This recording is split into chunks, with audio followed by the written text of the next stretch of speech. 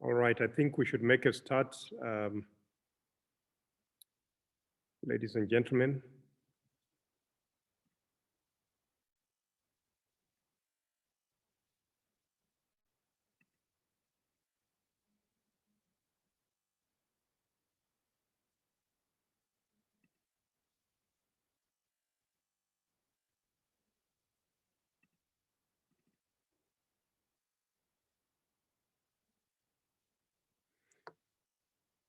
So good morning, everyone, distinguished guests, clients, partners, ladies and gentlemen.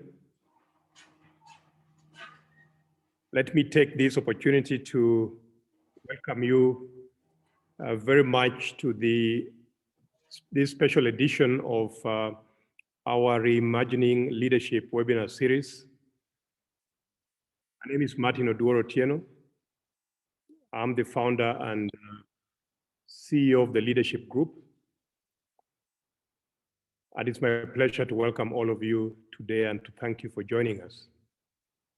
This webinar today, the first day of December 2020, is significant for us at the Leadership Group as we mark 5 years of our organization's existence. We thank you very much, therefore, for joining us and being partners with us in these virtual celebrations. We're also honored very much to have our key facilitator today, Veronica, Lysaght, as our guest speaker in today's webinar. She is joining us all the way from New Zealand. And I think she did mention to me that the time there, Veronica, must be like 9 o'clock at night or something. So I'd like to thank you, Veronica, for staying the hours to join us on this and to facilitate for us this webinar. She will be speaking on the topic of leading with humanity. Veronica and I met about in the last 2 or 3 years at the International Coach Federation events in Europe, and we've remained in touch. And so I was very delighted when she agreed to come and be with us today. And I'm delighted, Veronica, to host you on this webinar here today, and feel very much welcome. I also have our team members of the leadership group with me here, Kefa Bosire, Kelly Muigai, Christabel Voro, supporting the logistics for this. We're also joined by a number of our associate consultants, and I want to thank all of them for their commitment to the leadership group. The leadership group, which I run and which is hosting you today, is proud to mark 5 years of a very impactful partnership with our clients.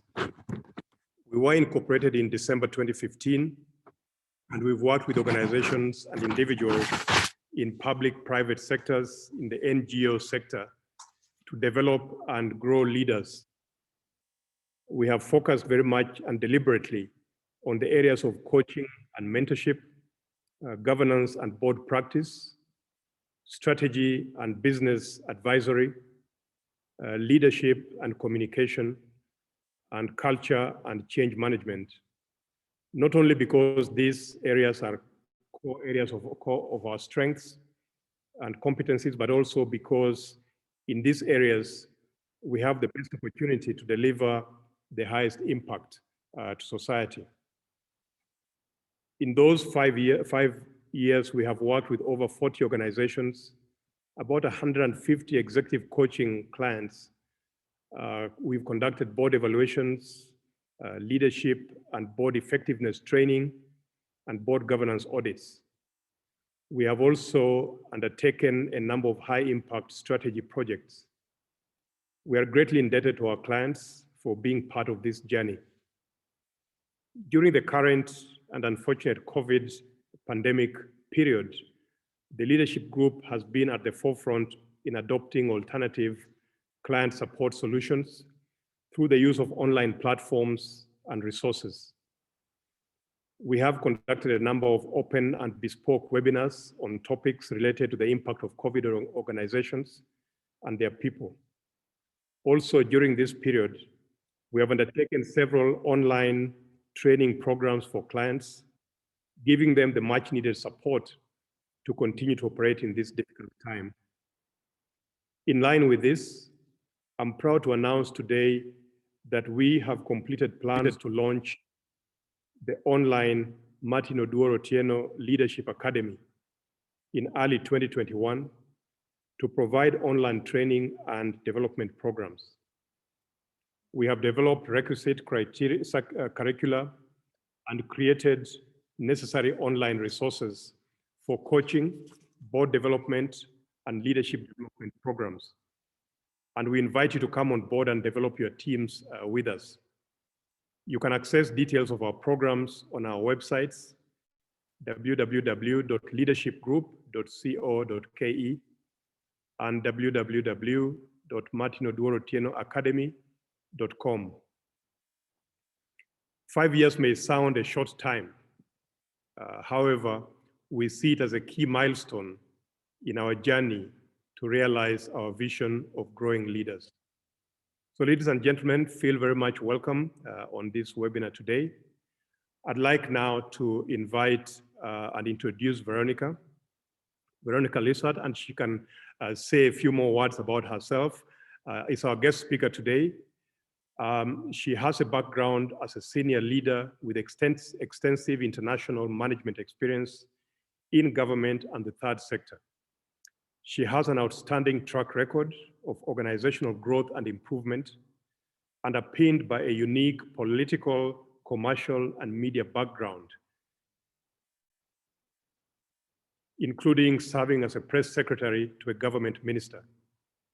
As a strategic regional director for the International Coaching Federation, she instigated a coaching culture for her remote working team based in Europe, the Middle East, and Africa, which led to the fastest growth of chapters globally.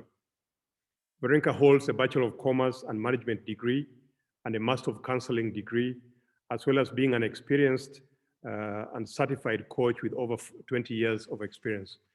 Veronica, it's my pleasure to invite you, and so that you may take over from now for the rest of the session. Thank you very much and welcome. And you may unmute yourself, Veronica. Thank you very much, Martin. And it is a real delight to be here. Thank you, everybody. I don't know about you, but I'm spending an awful lot of time on Zoom calls at the moment. So that you are spending another hour to be part of the celebration is a real delight. So firstly, a huge congratulations to Martin and all the team at the leadership group, because it's inspirational to see a business like yours thriving, and that's really wonderful to see, and to have your clients and those you're associated with to be part of today. So thank you all very much. I'm very proud to be part of your celebrations. So I'm just going to share my screen, and I've got a PowerPoint presentation here, as one does, but I started. Right. And just say thank you very much for being here today. So as Martin mentioned, I am running a business called Leading with Humanity. And essentially, it's kind of like, why is this important? And I feel as it's important because we're really close. This is what I feel when I talk to people, is that we're really close to a tipping point in the way that we lead, where the style of leadership is becoming polarized.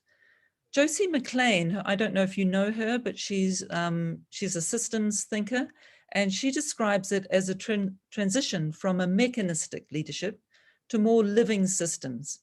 And it strikes me that the idea of power in leadership, meaning leading, is also fading, that leading is going from the idea of having one person swing in and be the hero, that's more fading away. And we're moving more towards people leading in a way that has people at its heart.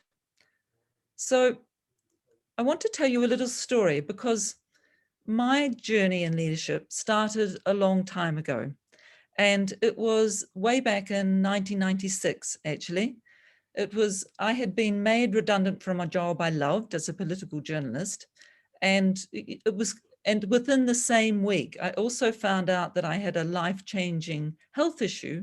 And then on top of that, my brother was diagnosed with terminal cancer and given weeks to live. So it wasn't actually a really good time for me. But about 6 months later, I was now working as that press secretary for the government minister. And, you know, to the outside, it looked as though I had it all. I had good work, you know, loving husband. But the reality was that I was struck by a need to do something more in my life. My doctor referred me to the local hospice. And as an outcome of the conversations that I had there, I received some counseling there. I came up with the idea of maybe listening to people was a good thing. So I started a biography service, which basically meant that those people who were part of the hospice service and who were dying, that I went into their homes or in the hospice itself and listened to the stories of their life. And, you know, it was 1996. I'm afraid I took a little Walkman with me and some dictaphone equipment. And when we talked about photos, it was the photos that they had in their photo album. And I'd listen to their story and then type it up. And some of the secretaries at my work assisted. And physically stick their photos into the pages and bind the pages and make a little book of their life, which would then be there for them and for their loved ones. So, I'd have people like a son came to me after his father's funeral and said he never knew this about his father. He'd never known him in that way. So it was telling their stories.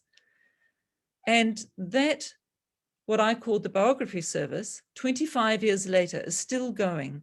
It has also expanded to hospices around the country and became a bit of a movement in New Zealand. What I found was interesting about it was, in terms of my leadership, it was not at all forced. It was just a way of being of service. It was an idea that I thought could make a difference to others. This way of leading with purpose, with others in mind, and from a place of awareness of myself and of others, is kind of what the Leading with Humanity is all about.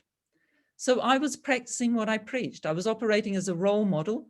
I was operating out of my values, although at the time I couldn't have told you what my values were. And the most valuable skill of all, I was listening. I did hours and hours of listening. Only now can I look back and say that the idea of Leading with Humanity was born all those years ago. And it's a real privilege to be able to share my learnings with you today.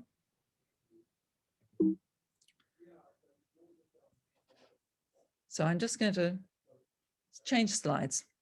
So I'm a New Zealander, and I don't know if you are aware, but in the March 2019, March last year, a gunman entered a mosque in Christchurch in New Zealand, which is my home city, and opened fire with a semi-automatic weapon. He then went on to a second mosque within the city.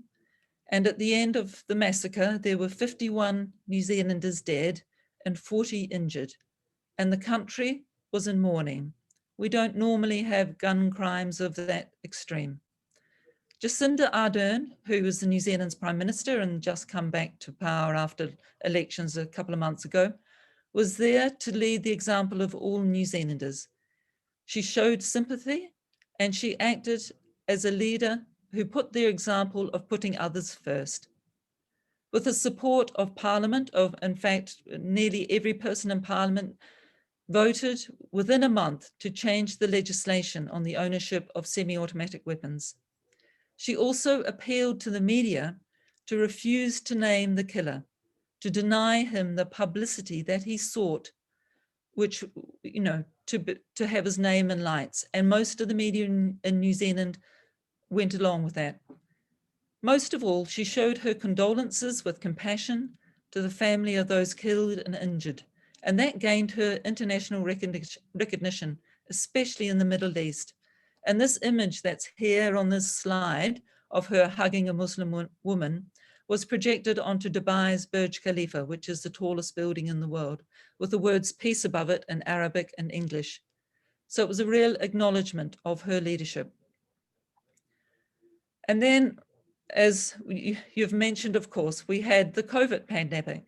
And she said at the beginning of that she passionately stated that the strategy of a herd immunity would mean the loss of too many New Zealanders, and that was unacceptable to her and to New Zealanders as a whole.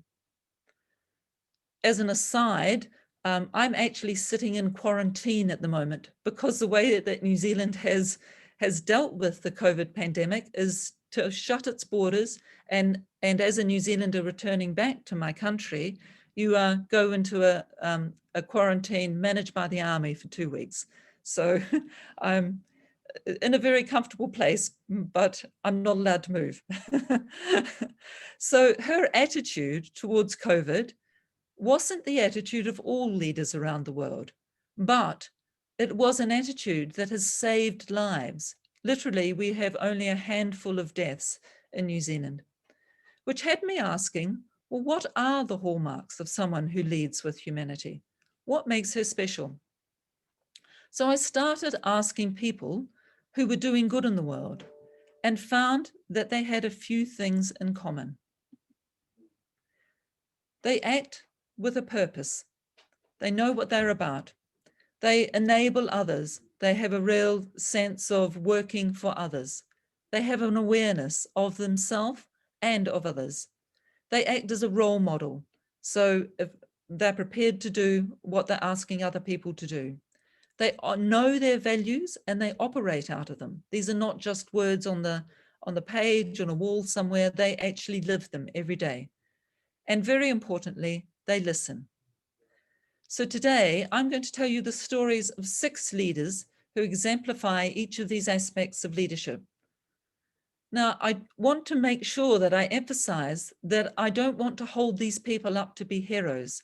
In fact, the purpose of what I want to say here is my aim is to show that many, many people are able to lead in a way that is good for them and for those around them. And that these are ordinary people who are doing extraordinary things. This is Josue Tanaka. He is the Managing Director of Operational Strategy and Planning for Energy Efficiency and Climate Change at the European Bank of Reconstruction and Development. Now that's quite a mouthful.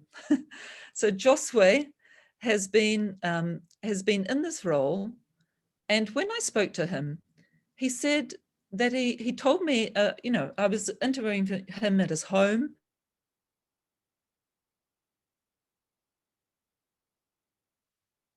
Chatting to him, I asked him, does he play the piano or play the drums? And he said he plays the drums in a jazz band.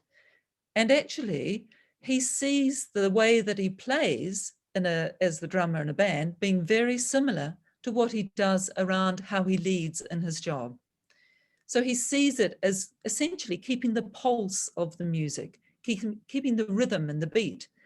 And as in a jazz band, the musicians improvise, they go off and they have a variation on a theme, but he keeps it held together.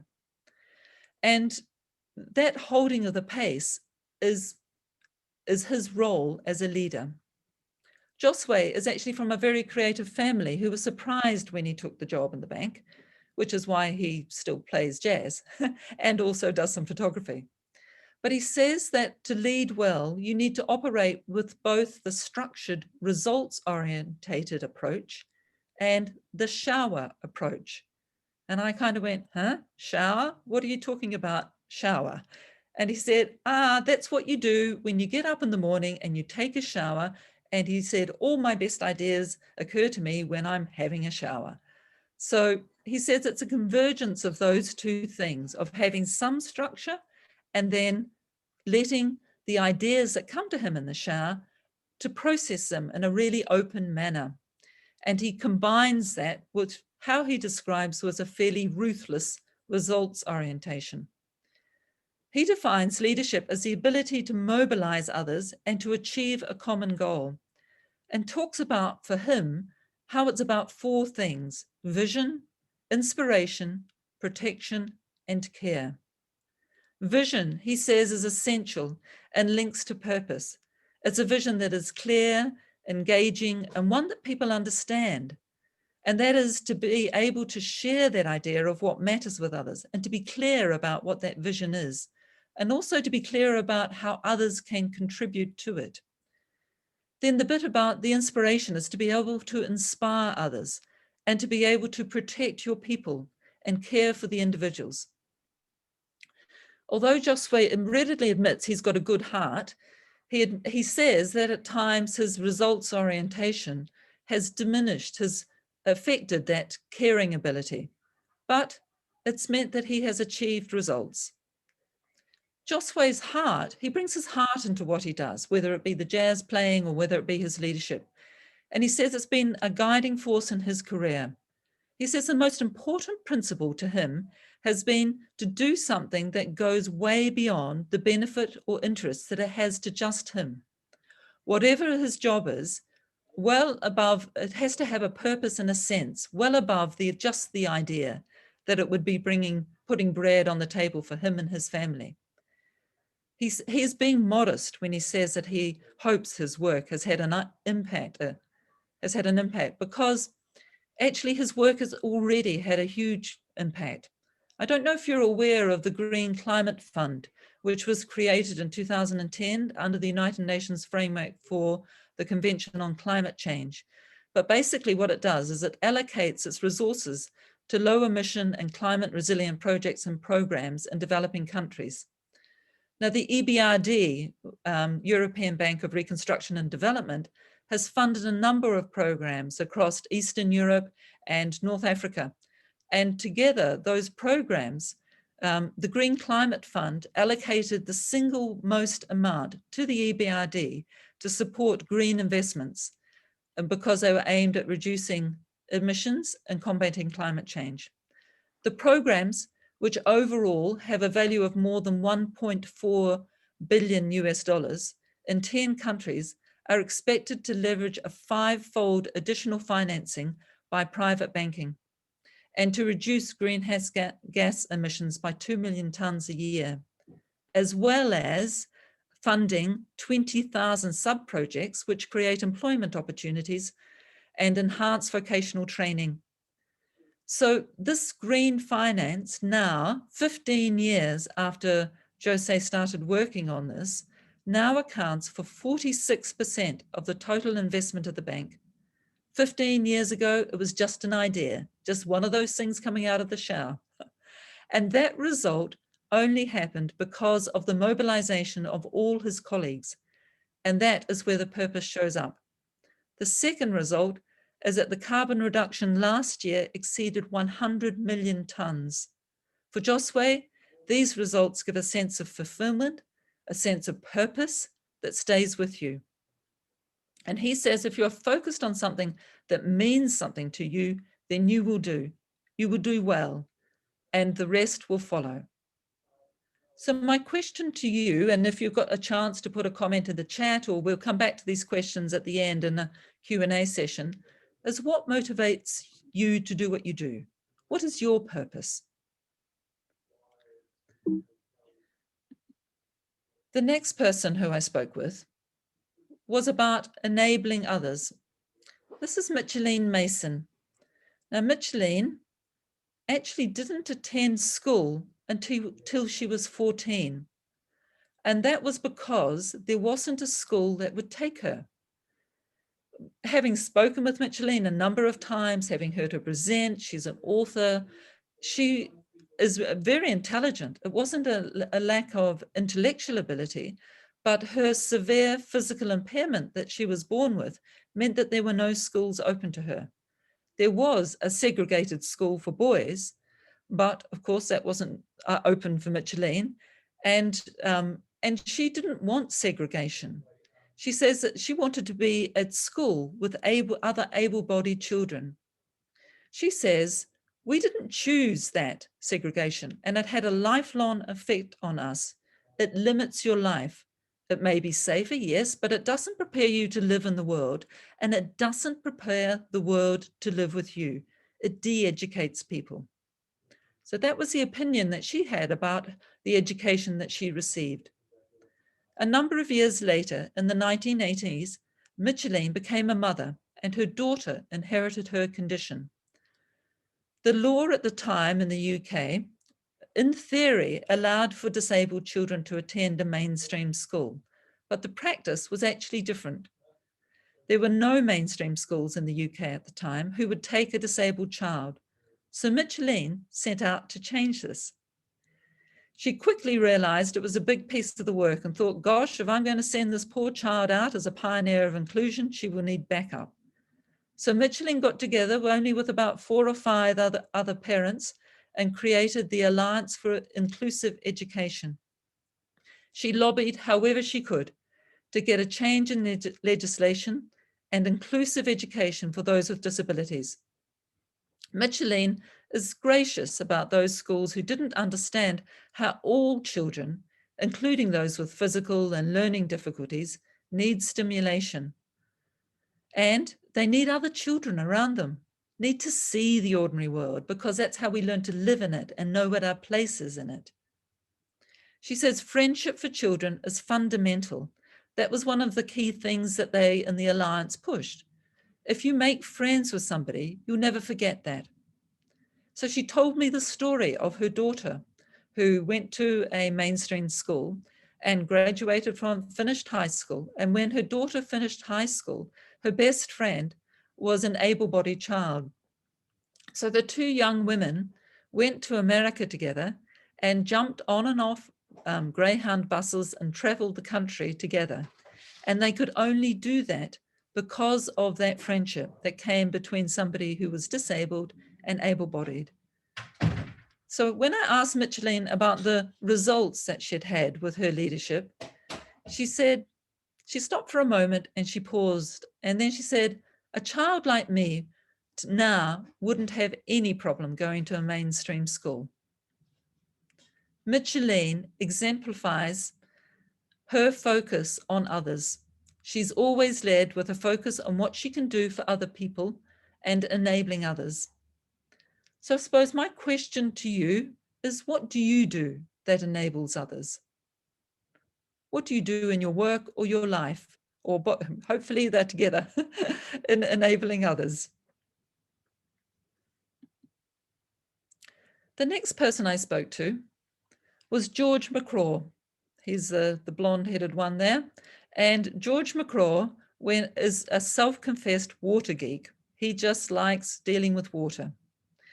When he finished his degree, he's American, when he finished his degree, he jumped on a plane and went to Sudan.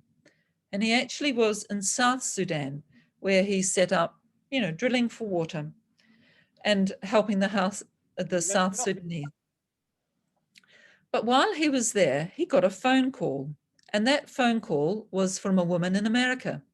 And she said to George, I'm prepared to make you a donation of $50 US. And he said, great, lovely, wonderful. And she said, but there's one condition. Okay, says George, what's the condition?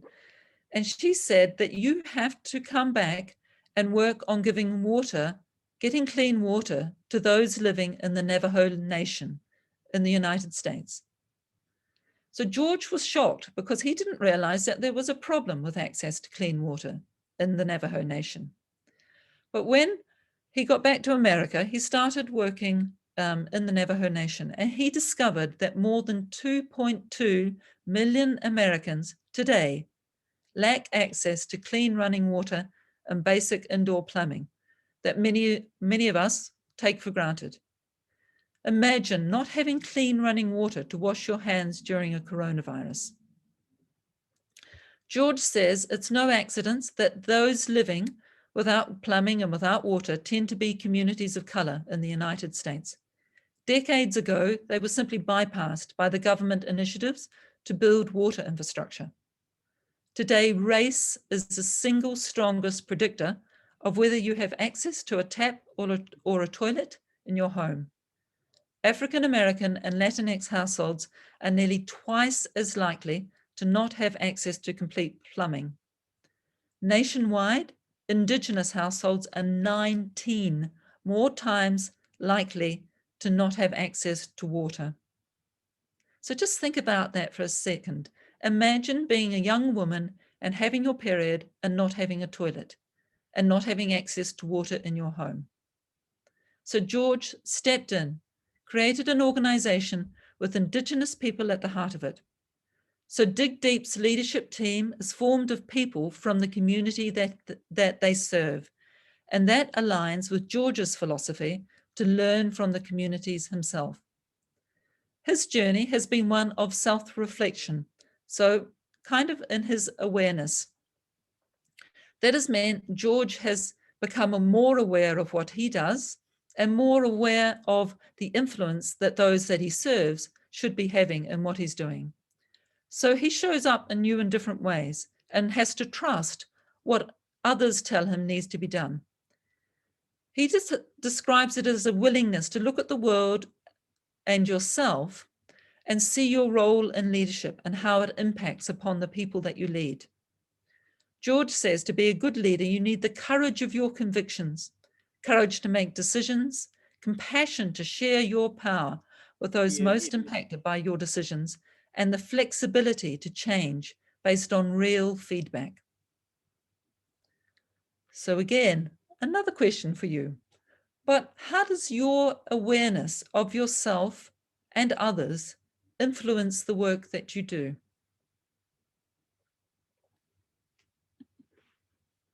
Another person I spoke to is Nisreen El-Sayem. We had the privilege of meeting Nisreen. My husband and I had the opportunity to live in Sudan for a month in February. In fact, we just got back before the world kind of went into lockdown in March. So we had just arrived back in the UK. And when I spoke to Nisreen about the work that she'd done in Sudan, I really struggled to find, a title, a label for her. Was she an activist? Yes. A protester? Yes. An agent of change and passionate about her country? Yes. She also works for the environment. She embodies the concept of leading with humanity. She's focused on changing the world for those around her.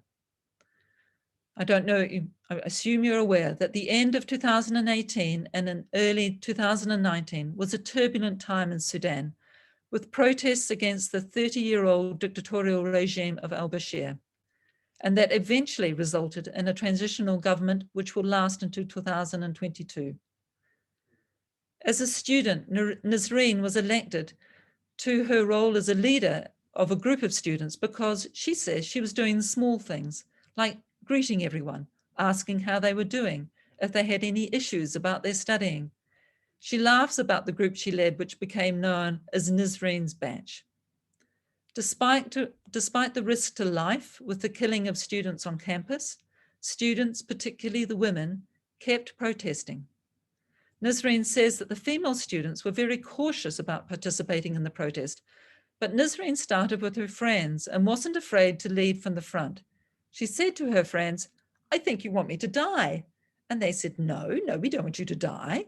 And she said, "Then why are you leaving me to protest alone?" And when the young women joined the protesting, the young men followed. They started protesting in December 2018 until the last day of the broadcast, which was the 30th of June, 2019. At any protest, the women outnumbered the men. Nisreen says that was because there was so much injustice for women under the previous regime. She credits the female leaders as being inspiring, and the result was massive participation in the protests. Not only did Nisreen's group protest, they also learned from her leadership. She says, "People of my batch learned how to discuss, how to present arguments, how to defend their thoughts. And at the end of the protests, most of the protests were being led by those who were the new students, the freshmen." Nisreen says that for people who had been restricted, being listened to made a big difference. They gained their freedom of speech. The freedom of gathering was undermined and restricted. But whenever you gave them the space to speak and you convinced them that you were going to listen and you understood what they said, then they were with you and they interacted with you. Having lived all her life under an authoritarian regime, Nisreen is really clear on the difference between leading and authority. Just because someone is in a position of authority does not mean that they are leading. And I'd say from my experience of working and also of those people who I've spoken to, that there are many people who are leading from any chair. I'm sure you've heard that expression. People who are not in positions of authority, but are showing the leadership skills. Nisreen was recently appointed as one of 7 young people globally to the UN Youth Advisory Group on Climate Change, reporting directly to the UN Secretary General. So finally, I had a label I could put under Nisreen's name. She acts as a role model in how she leads and is bringing her support of her community, and that is allowing her to build her career. So my question to you is, in what way do you act as a role model for others?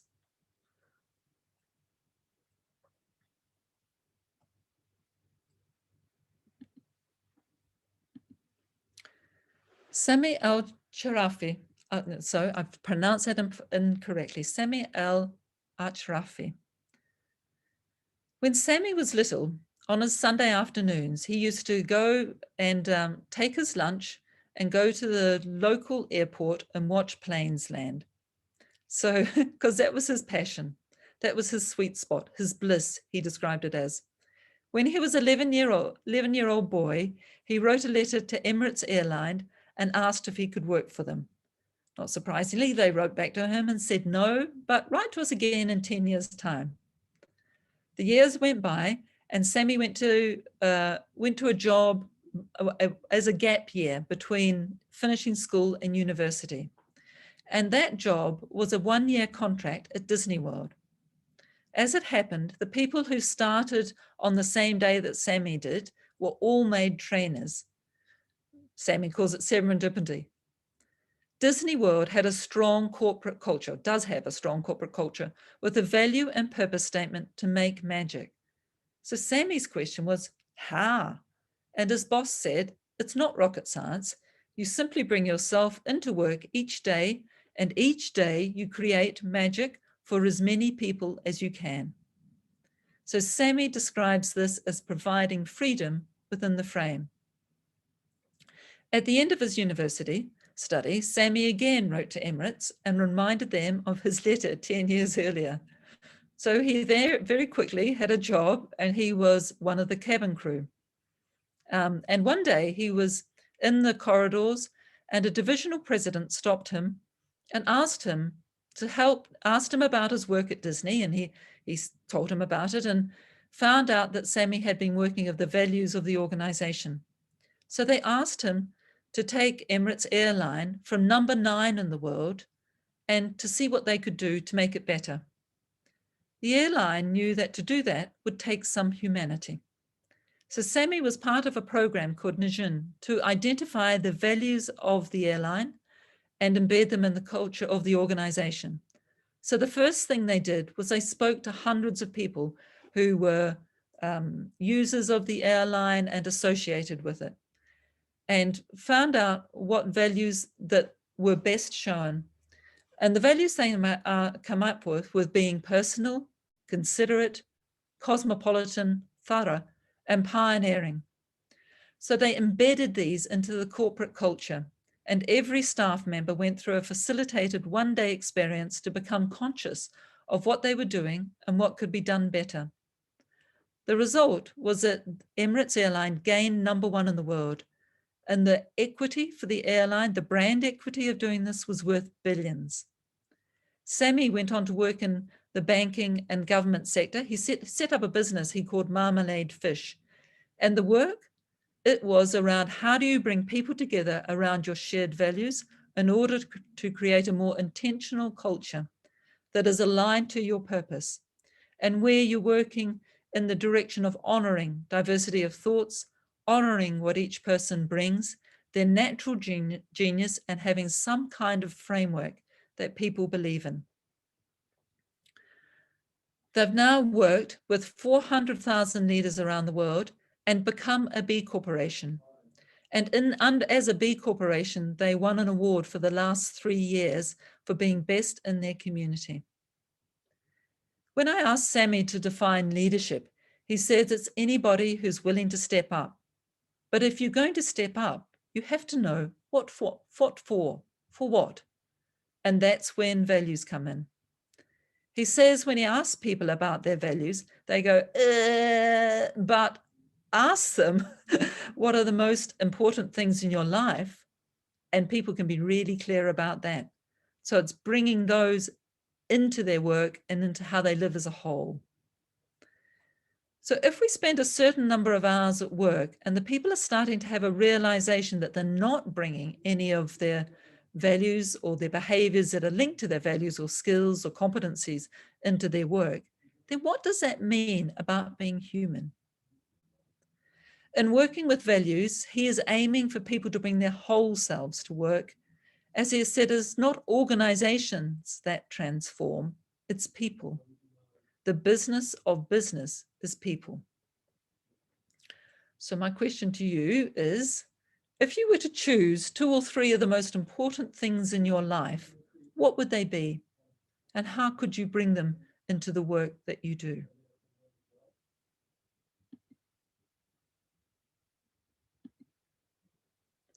The next person I spoke with was Selena de Sola. Selena was born in El Salvador. And she was lucky enough to be born into a family where she was able to get education and also able to leave the country when it went during its civil war and go to the United States. When she returned to her land, she was a teenager. And even, she has a big heart, Selena. She's an absolute delight to speak with. And even as a girl, she looked around her and could see injustice, that some people were suffering. And she felt guilty about that, about her privilege. And her mother, when she discussed this with her mum said, well, don't just sit there and feel guilty about it, do something. So Selena got together and started volunteering. She was also inspired by a teacher, and she volunteered wherever she could, getting involved in social justice issues. Not that she had the language for that at the time, but that was what it was. After studying social justice issues, she then went to the USA and studied social work. She took a job in a humanitarian aid organization, even though she didn't know what they were until she got a job there.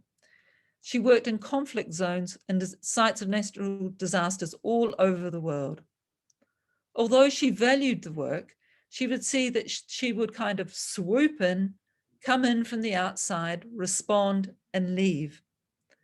And Selena started to learn from the people in the countries that she went to and started to think differently about development assistance models. While she was working, she met her husband and co-founder of their organization, Ken Baker. After 5 or 6 years working in Africa, the Middle East, and Latin America, she saw many opportunities to work on development, saying that she wanted to work on the root causes, her and her husband, on why it's like this. What are the structural things that are happening? In the end, this approach aligns more with social justice than humanitarian aid. So during her time working for humanitarian organizations, she met some incredible leaders in government and the community, and they all helped her to think about what she wanted. The example, and one of the last jobs that she did, was when she went to Banda Aceh after the 2004 tsunami, where the aid that was provided simply didn't match what the people needed. What the people needed, she said, was time to grieve. Selena says it was this disconnect of sometimes people acting with the best interest and intentions, but not responding. So it was going like this, but not listening, not asking enough about where people's priorities were and what we should do. And so Selena gave up her job and went and did a master's in focusing on mental health and complex emergencies. And then she returned to El Salvador. She set up with her husband, Ken, who had come from the government sector, and her brother, Diego, from the private sector, the organization they called Glasswing. So Glasswing is a butterfly with transparent wings.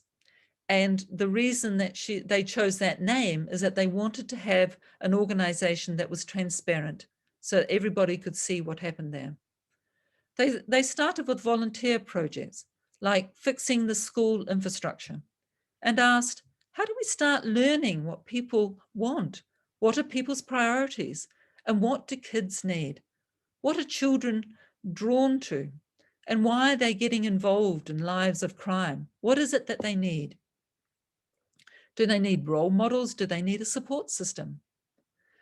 There started to be an opportunity to create an organization that would be able to draw from the best practices globally, but to be driven locally and founded in El Salvador.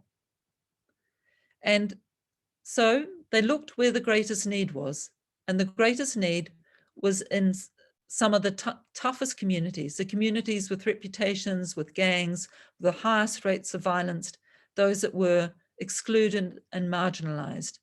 And she said, let's work in those communities. So children in El Salvador only go to school for four hours a day. And she reckons that if any child has 8 hours a day free, they get into trouble.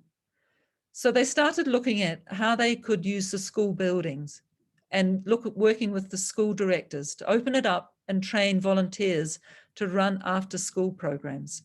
They started with a few clubs like English, sports, communications, but now they have debate, robotics, art, science, and discovery. And all of these now have a curricula. And these after-school programs focused on developing social and emotional skills and on focusing on enhancing resilience, because actually the children of those neighborhoods were pretty resilient already. Over the past 5 or 6 years, the school has played a bigger role in healing the social fabric of the communities, and the kids became proud of their school, and they feel a greater sense of belonging. Selena says they now have competitions between neighborhoods, something that they could not do in the past because the children didn't socialize between neighborhoods because there were rival gangs attached to each of those areas, each of those rival territories. But it has also built a sense of pride and community and works on peer relationships and reducing violent behavior. Selena considers an important characteristic of leadership is to get out of the way. And I asked her, what did she mean by getting out of the way? And she says that she lets other people lead. She starts by listening. She thinks it's super important to make space for young people to lead, and that has to happen by listening to others.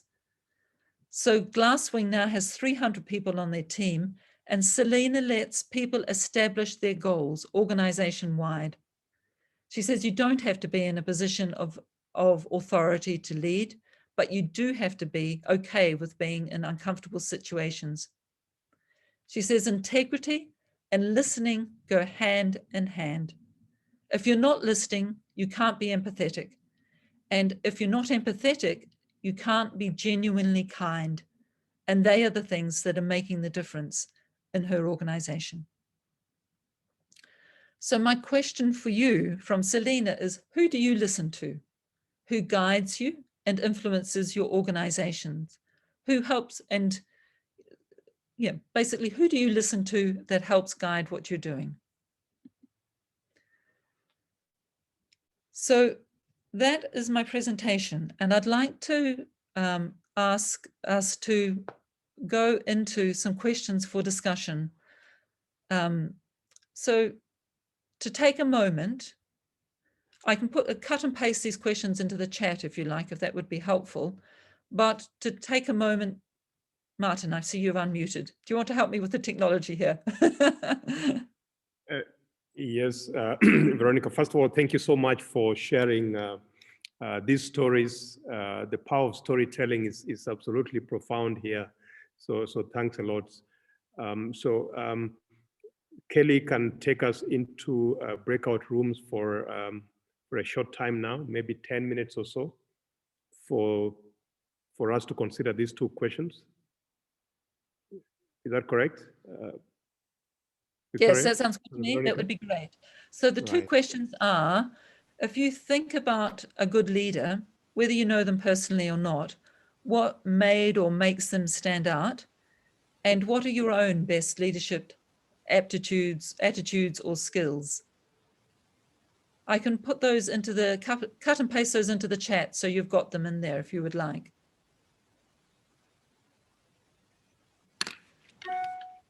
Oops, no. Oh.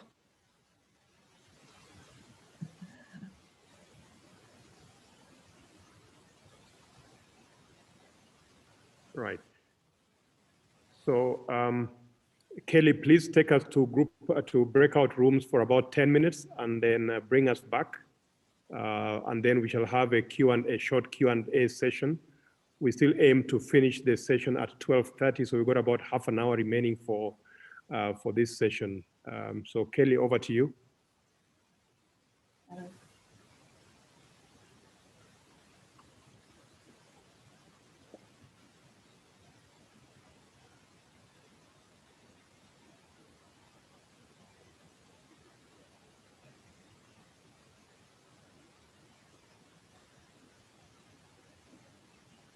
Or whether they are in the current time. And one of the conversations that I had was,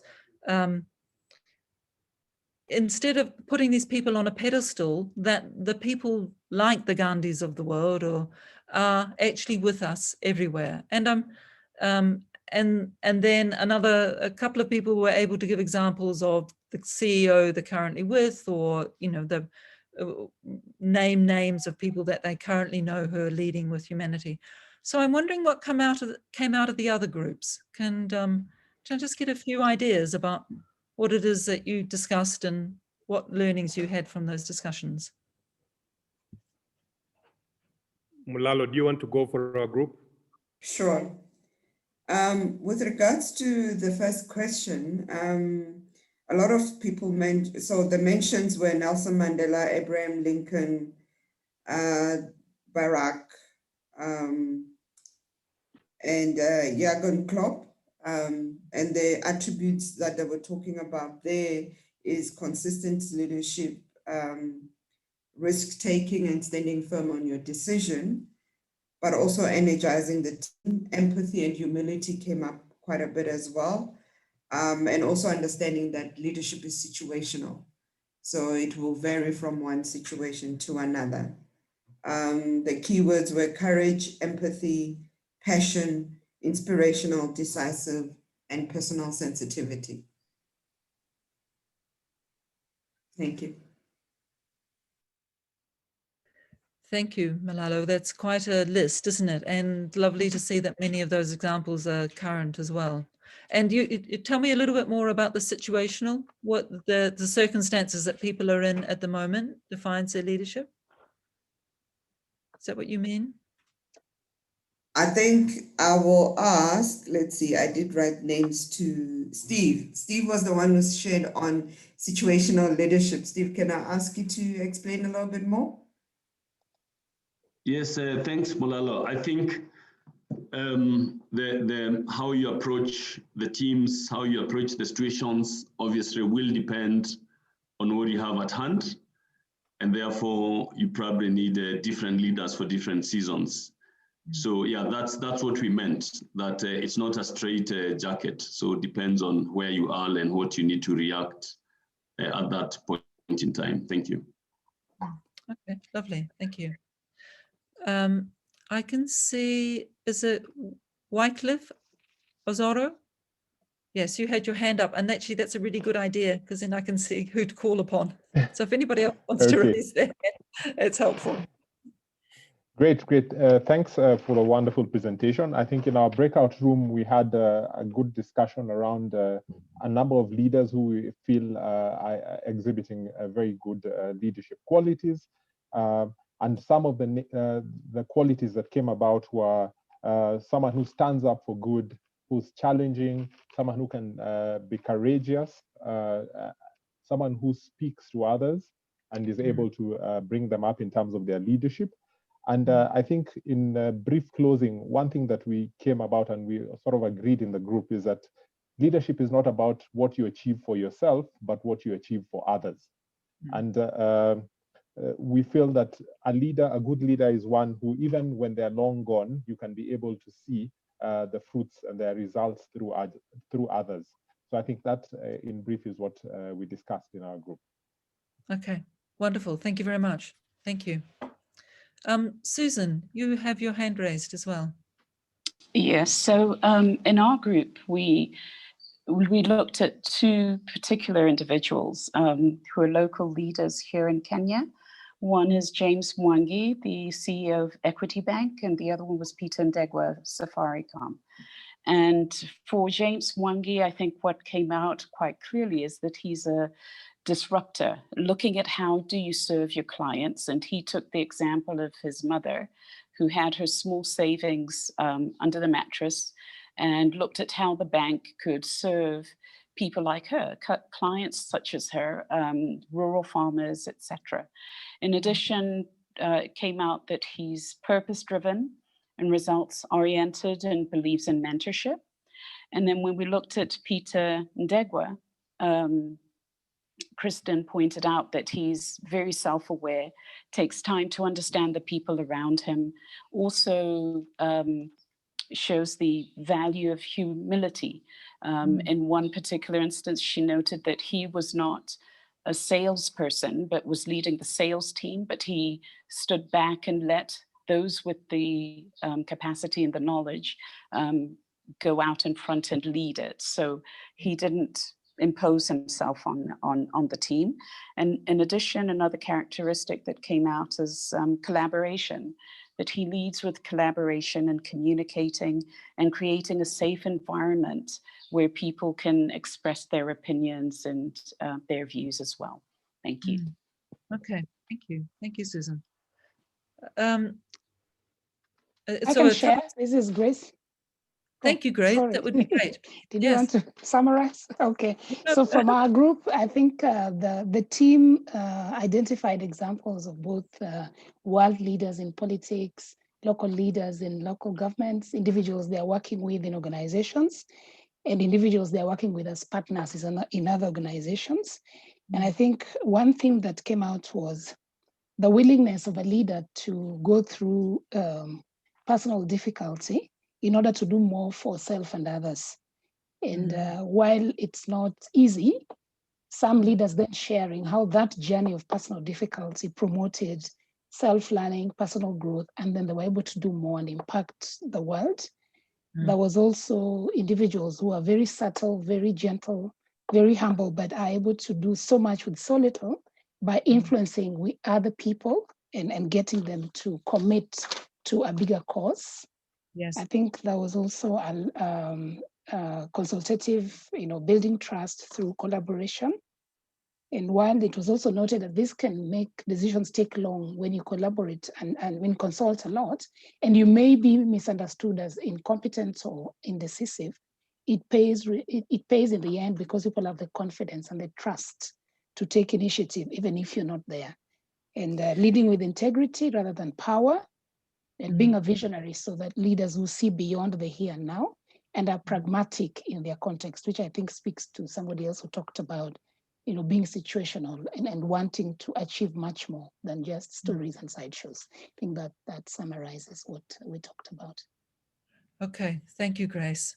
I see Maureen's got a hand up and then to David. So Maureen first and then to David, is that okay? All right, that's fine, okay. Yeah. So hi, Veronica. Hi, everyone. So we had a very good discussion in our breakout room, and I'll just go around the common themes. So one thing that was common around our room was most people were looking at either line managers or leaders that had led them or they had worked very closely with. And I'm just looking at everything as I was taking notes, and the common theme that came out is how your leader made you feel. So most people talked about my leader made me feel like I cared. He cared about me. That was Norman, or he cared for the staff that he worked with.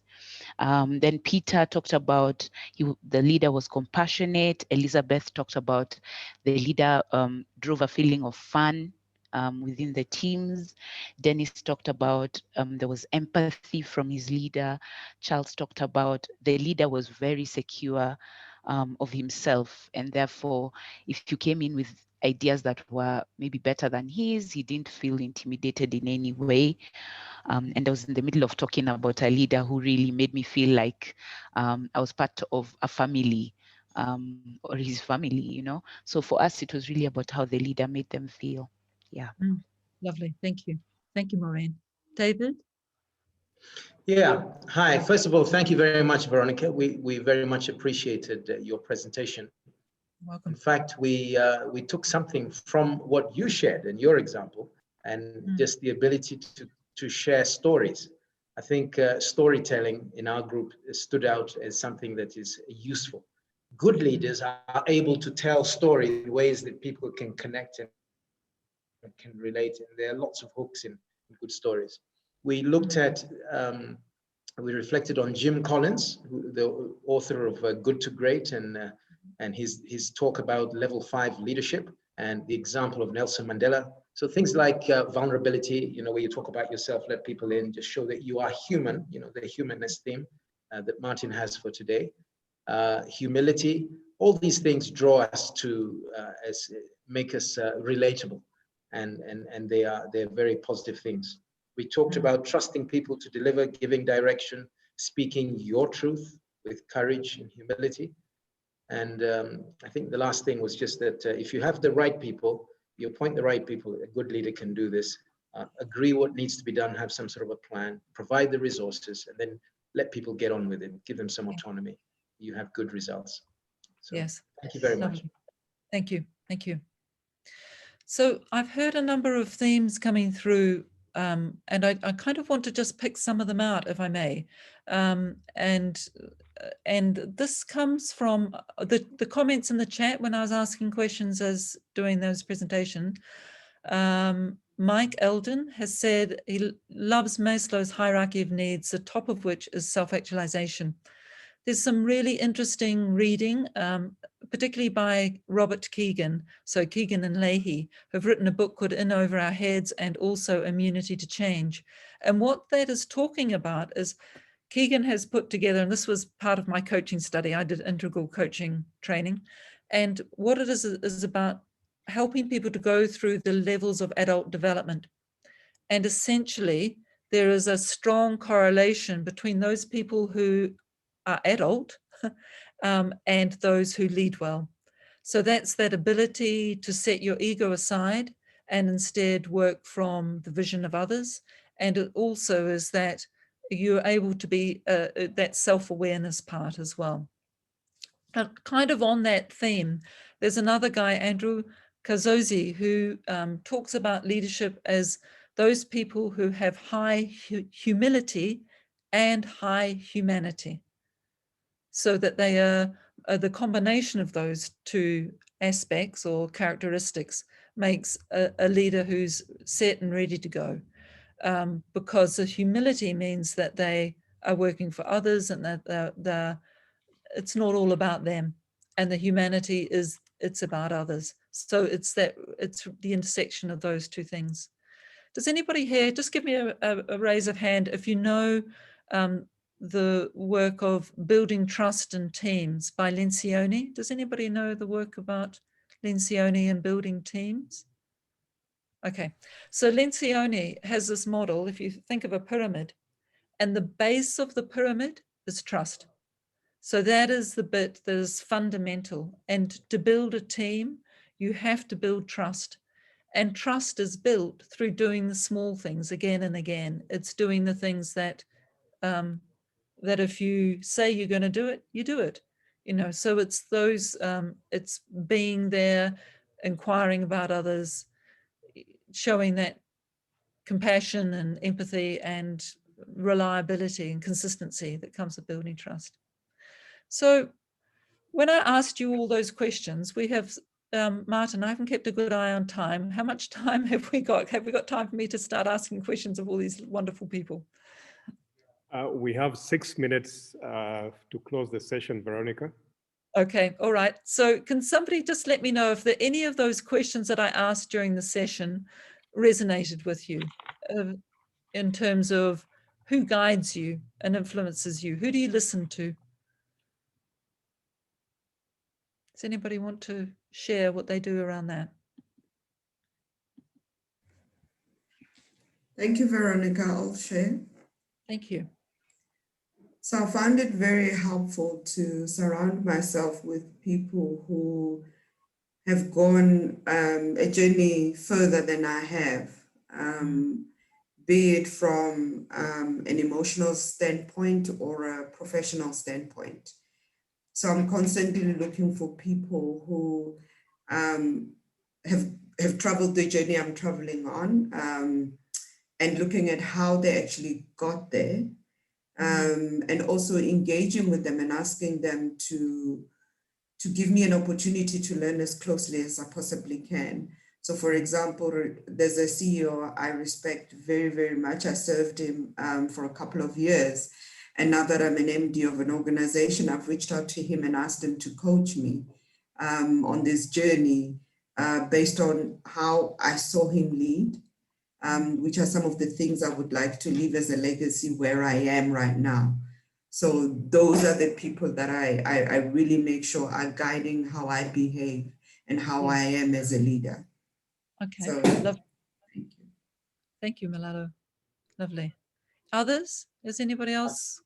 Okay, I can go. Yes, please, Charles. Yeah. On top of, I agree with what she has said, and I listened to a group like that. but also those we serve. For example, in our work, I work for things to do with economic justice and social justice, and I'm a Catholic priest, I'm a Jesuit. We have a sort of a framework that guides us in our work.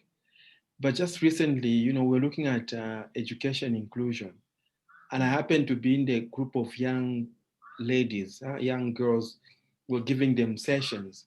And just listening to what they go through, their sexuality, the problems they've encountered, especially after COVID, it just puts a spin on what I understand as the way to educate and the way to provide education. I'm totally changed after listening to those girls. Yes. And thank you for sharing that, Charles, because when I interviewed George Mccraw, George was Dig Deep, the organization that looks for water, finds water in the Navajo Nation at the moment. He'll go bigger. He said that he needed to remain flexible and curious. And it was, curious to know what it was that he was missing, and flexible enough that when somebody said to him, hey, the biggest thing you're not dealing with is this, that he was able to change to deal with it, to able to address it. And rather than saying, no, I'm the founder, I'm going down this path. So that's what I hear you say, Charles, as well, that you've got that flexibility. Yeah. Okay, lovely. Thank you. Thank you. Has anybody else got any comments on on your values? If you could bring something that's important to you in your work life, what would you bring in? Maybe I can have a go on that. This is Sang Anthony. And I think it's an answer to a question. I listen to people who share the same values, and one of my key values is integrity and honesty. And I believe as long as you have mentors or you surround yourself with leaders who share a common value like integrity, you are in a safe space in terms of growth as a leader. And you're able to become a role model to many others simply by anchoring your character and your personality and all your focus on that simple basis of being anchored on integrity. Yeah. Thank you. Thank you. So when you talk about integrity, what behaviors would I see if I was to observe you?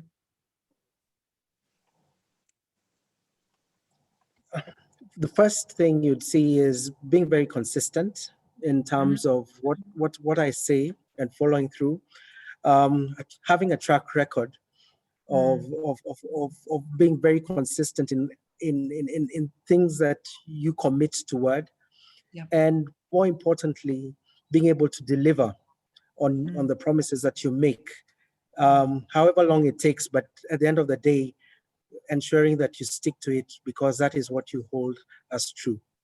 Yes. So those are the traits, yes. Yeah. Thank you. Yeah. Anybody else got any comments on values or? Yes. Yeah. Erastus, go on. Okay. I want to assert myself with the last speaker. I believe in being honest, also with integrity and fairness. And of course, very mindful of how I can mentor others and empower them. If fairness comes up often, it's like the people that I've spoken to about 20 people so far, and that idea of justice and fairness is often the fire in the belly that gets them going. Micheline Mason, because she happened to be born with a physical disability, why should she be denied education? It's that fairness is a really strong motivator and driver for many people. Veronica, I wanted to chip in there when, just before Erastus came on, when Anthony was speaking, and you were asking about the values, and I really liked your question about what behaviors demonstrate that value. Because I think, the words values, things like integrity, are things that that roll out of our tongues almost unconsciously. And the important thing is really to find, so when I say integrity, what exactly am I talking about there? When people see me, what do they see, all right? Yes. And it's quite important, I think, for us to go beyond just the words to look at the behavior, the demonstration of that word. So thank you for that question.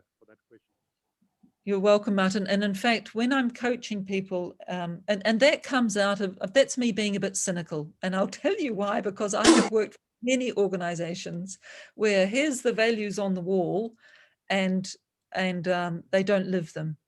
And so now I think, well, if I work with somebody and they're my client and I'm coaching, I don't ask them what their values are.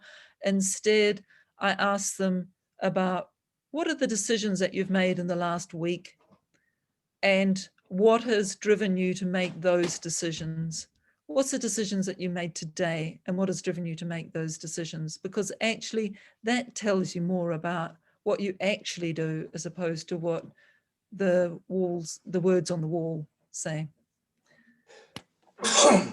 Veronica, I can see we've got 4 hands raised and our time is up, but I believe that we could probably take those 4 and then close it up if you, unless your bedtime has arrived. No, I'm totally jet lagged. I'm still on UK time, so it's okay. That would be lovely. And also I will type my email address into the bottom of the chat as we listen to the rest of the people, so that anybody feel free to contact me, please. Okay, so who's first? Victoria. I'm going to ask Victoria first.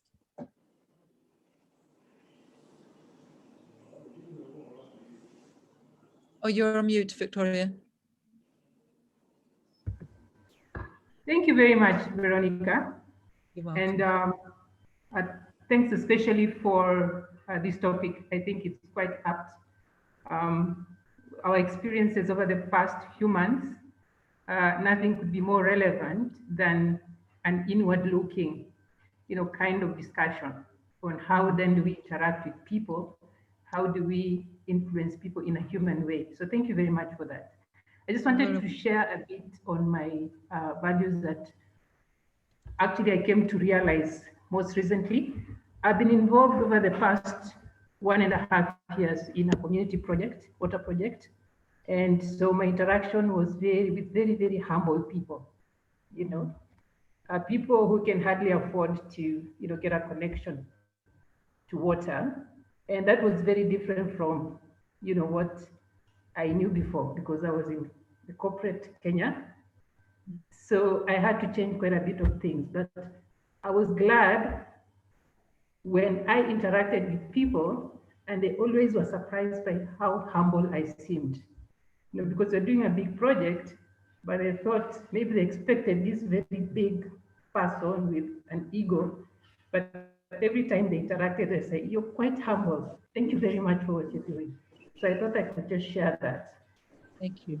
Thank you, Victoria. I think it's very important. I think that humility is, it's there in many leaders, is that ability to be humble. Yeah, thank you. Lovely. I'm not sure if I'm pronouncing it correctly. Vitalis, is that correct?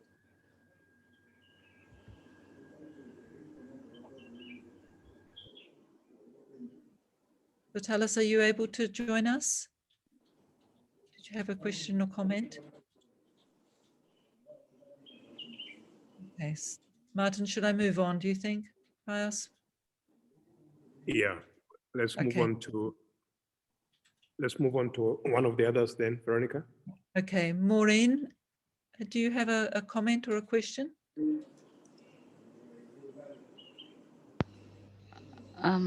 I had already spoken. So I haven't lowered your hand. So excuse me. It's all right. Thank you very much. I knew you had. I thought you might have come back. Okay, Rose. Thank you very much for giving me an opportunity to speak. I wanted to totally support the fact that behaviors and actions are what really matter when it comes to demonstrating humanity. I've definitely worked with leaders who were you know, very, by their behaviors and their actions, you know, they sort of preached tea and drank a lot of wine, so sort of to speak. But I think the bigger question for me is whether leading with humanity, and especially when you look at some of the leaders who give their all, whether they're recognized globally or not, whether this is, it's a matter of nature or is it a matter of nurturing?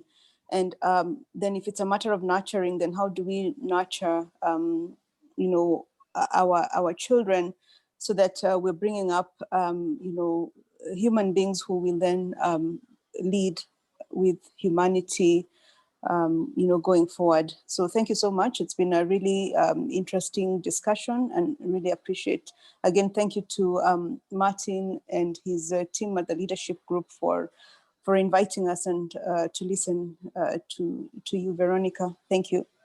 Thank you. Thank you, Rose. Does any nature versus nurture? I think there's bits that we can learn. And I think as adults, we can grow up a bit. What we do with our children, we teach them kindness, I think. What do others think about that?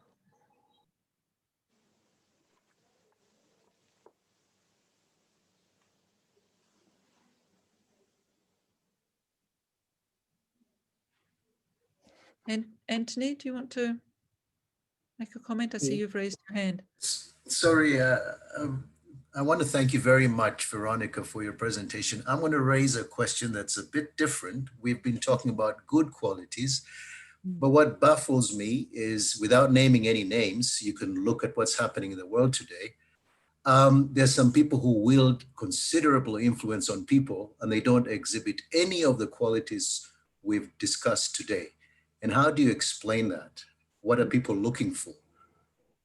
I don't know if my question is clear. Oh, it's clear. I'm not saying any names either, but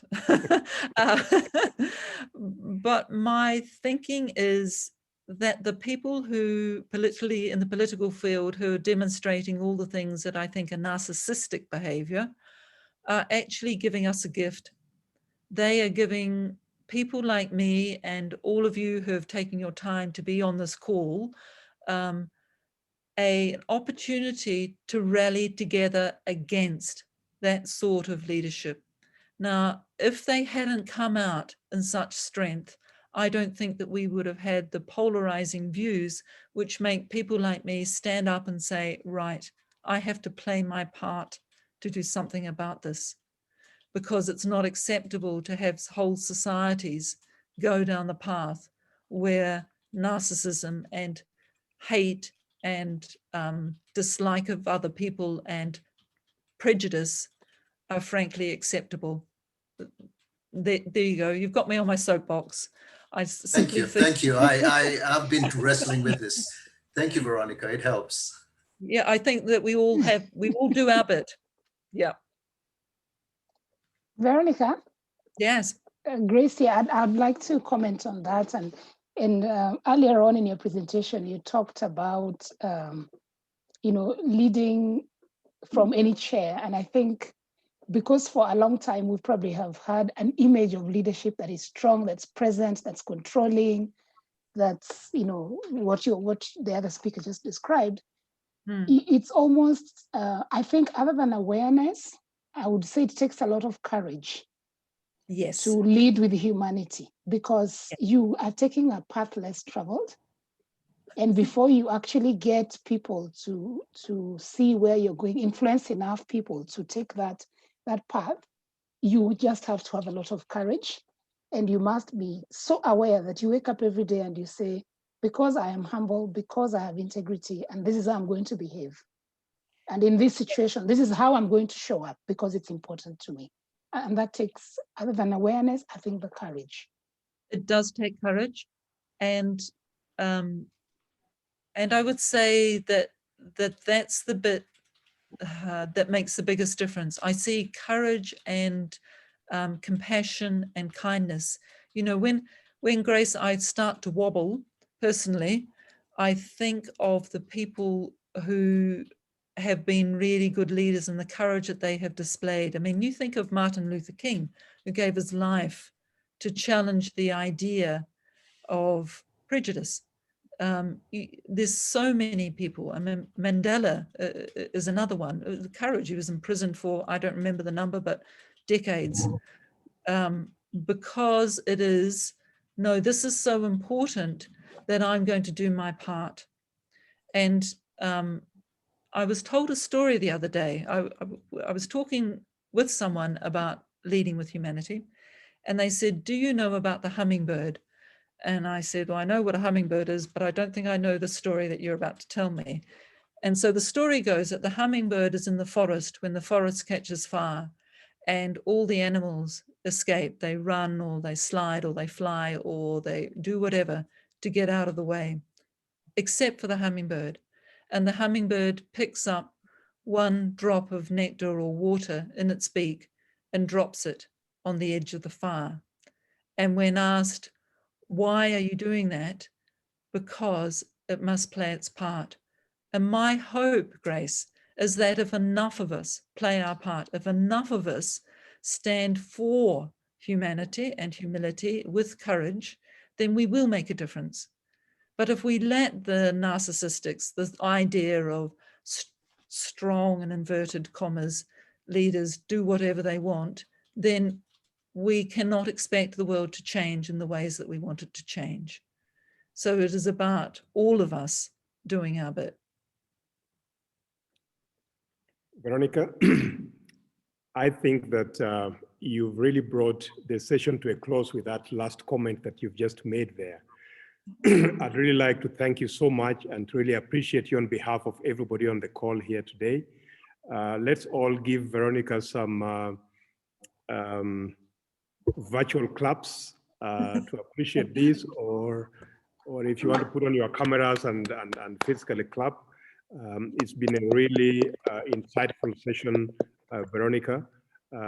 All good things have got to come to an end. I'm sure you've whet our appetite, and I'll be delighted to welcome you and to host you again in the new year, and we can continue the conversation on this subject of leading humanity with humanity, which is really important. In the group that I was in, somebody brought up the issue of ruthless leaders and said, you know, what about ruthless leaders, which almost sounds like what you've been discussing there about some of the leaders who demonstrate very negative characteristics, and yet they are able to have lots of followers. So this is a conversation that we'll be able to continue next year. Veronica, I'd just like to thank you very much. And for the participants today, again, I'd like to thank you for joining us. For those of you who came later after my introductory remarks, we're hosting this webinar also as part of the 5-year anniversary celebrations of the leadership group. Our vision is to grow leaders in all the work that we do, and I do welcome you to look up our website, www.leadershipgroup.co.ke, and engage more. And this is one in a series of webinars that we've been running this year, especially from the time COVID reared its ugly head on us, and we found them very, very useful to engage and to continue the discussion on relevant topics. So I'd like to thank you all very much. I'd like to wish you... Sorry, Martin. Thank you all so much, and it has been a real privilege to be here, and it's so lovely to see all of you, and thank you very much. I do appreciate it. Thank you, Veronica. Thank you all, and I'd like to release you to go and have your lunch now, and Veronica, for you to go and cuddle in your bed so that we don't keep you awake too long. But thanks a lot, and all the best to all of you. Bye-bye.